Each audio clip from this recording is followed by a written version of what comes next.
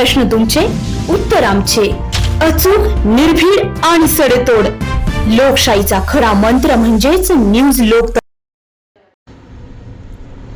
येवला तालुक्यात अवकाळी पावसाचा फटका बसल्याने शेतकरी आर्थिक संकटात सापडल्याचे चित्र आहे. शिक्षक आमदार किशोर दराडे यांनी प्रशासनासोबत बांधावर जाऊन पाहणी केली आहे. तसेच शेतकऱ्यांना शासनाने आर्थिक भरपाई देण्याची मागणी केली. तालुक्यामध्ये अवकाळी पावसाने मोठे नुकसान केले आहे. काढणीला आलेला कांदा, मका, गहू, हरभरा, टरबूज, टोमॅटो इत्यादी पिकांचे मोठ्या प्रमाणात नुकसान झाले आहे. त्याचबरोबर पुरणगाव येथील समाधान झांबरे यांच्या रोपवाटिकेचे देखील मोठे नुकसान झाले आहे. अचानक काल झालेल्या या बेमोसमी पावसामुळे तालुक्यातील शेतकरी मोठ्या अडचणीत आलाय.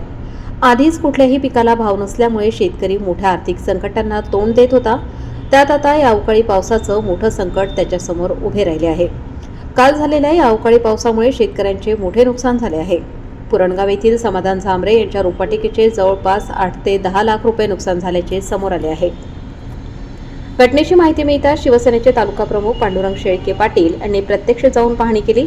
तिथूनच शिक्षक आमदार किशोर दराडे यांना शेतकऱ्यांची व्यथा सांगितली.